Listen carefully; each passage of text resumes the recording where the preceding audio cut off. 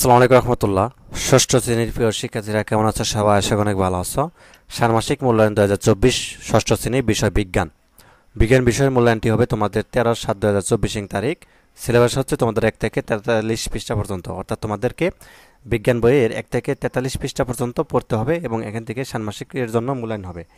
এবার কথা হচ্ছে যে ষান্মাসিকের জন্য প্রশ্নপত্র আসলে কীরকম হবে, মূল্যায়নের প্রশ্নগুলো আসলে কী টাইপের হয় এ নিয়ে আলোচনা করব এবং একটা নমুনা উত্তর অর্থাৎ প্রশ্নগুলো দেখাবো কিভাবে প্রশ্ন হয়। তো যাক, ভিডিওটি শুরু থেকে শেষ পর্যন্ত দেখো। আর যারা নতুন রয়েছে আর যাদের স্কুল চ্যানেলে, তারা চ্যানেলটি সাবস্ক্রাইব করে রাখো। তোমাদের ষান্মাসিক বিষয়ের প্রত্যেকটা বিষয়ের কিন্তু সমাধান কিন্তু এই চ্যানেলে দেওয়া হবে, কাজেই ফলো করো এবং হচ্ছে তোমাদের যারা বন্ধুরা যারা রয়েছে তাদেরকে বলো চ্যানেলটি সাবস্ক্রাইব করতে। তো দেখো, গত বছর অর্থাৎ 23-এ তোমাদেরকে বিজ্ঞান বিষয়ে যে এরকম আসলে দেওয়া হয়েছিল, প্রশ্ন দেওয়া হয়েছিল ষান্মাসিকের জন্য। আমরা যে এখানে খেয়াল করি, প্রথম হচ্ছে দলগত কিছু কাজ দেওয়া হয়েছিল, ঠিক আছে? 5 বা 6 জন সদস্যের দলগত কাজ। তো এখানে বেশ কিছু প্রশ্ন করা হয়েছিল, যেমন কোভিড পরিস্থিতি তারা কী কী স্বাস্থ্যবিধি মেনে চলেছে, এ সময় স্বাস্থ্যবিধি সম্পর্কে কীভাবে জেনেছে, ঠিক আছে? এই উৎসগুলোর মধ্যে কোন প্রযুক্তিগত মাধ্যমে আছে কিনা, এই মাধ্যমগুলো কীভাবে সবার কাছে স্বাস্থ্যবিধি বিষয়ক তথ্যগুলো পৌঁছে দিতে সাহায্য করেছে, বা অতিমারি সময়ে প্রযুক্তি ব্যবহার করে এই বিষয়ে কোনো ভ্রান্ত ধারণা ছড়িয়েছে কিনা, যা ছড়ালে সেগুলো কি, বা কোভিডের শুরুর দিকে মানুষের মধ্যে কোনো ভ্রান্ত ধারণা ছিল কি এবং সেগুলো কি সময়ের সাথে তাদের চিন্তায় কোনো পরিবর্তন কি হয়েছে। অর্থাৎ 2023-এ বিজ্ঞান থেকে মূলত কোভিড-19 যে ছিল তখন ওই বিষয়ে আসলে কিছু প্রশ্ন করা হয়েছিল, ঠিক আছে? তারপরে যেমন এখানে আরও কিছু দ্বিতীয় চতুর্থ সেশনে এখানে ধাপ 2 আসলে কিছু প্রশ্ন করা হয়েছিল, ঠিক আছে? অর্থাৎ কোভিড অতিমারির শুরুর দিকে মানুষ কী কী বান্ধব ছিল এবং সময়ের মাধ্যমে চিন্তার কোনো পরিবর্তন এসে তা রেকর্ড করতে এবং কোনো পরিবর্তনগুলো এসেছে তা বিশ্লেষণ করতে বলুন, ঠিক আছে?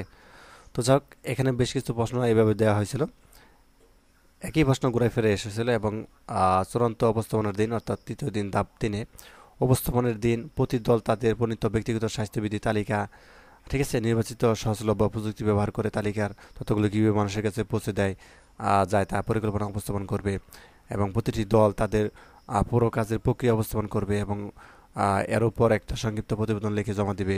তো প্রতিবেদন পুরো কাজ চলাকালে কাজের প্রক্রিয়া কীভাবে নিয়োজিত হয়েছে, দলে বিভিন্ন সদস্যের ভূমিকা কী ছিল, কোনো চ্যালেঞ্জের মুখে পড়েছে কি না তার বর্ণনা থাকবে, ঠিক আছে?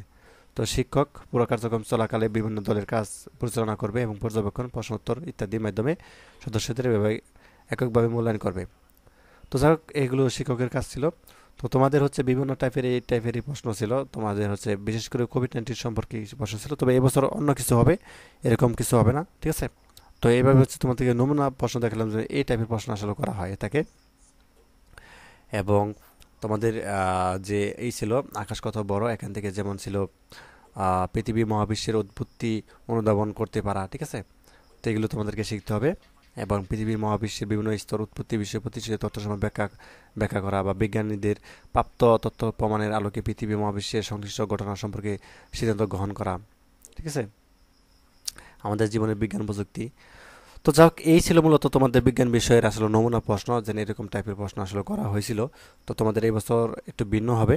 তো প্রশ্ন যেহেতু আগেই দিয়ে দিবে, তোমাদেরকে উত্তরগুলো দিয়ে দিব চ্যানেলে, তো টেনশনের কোনো কারণ নেই। ধন্যবাদ সবাইকে, আল্লাহ হাফেজ।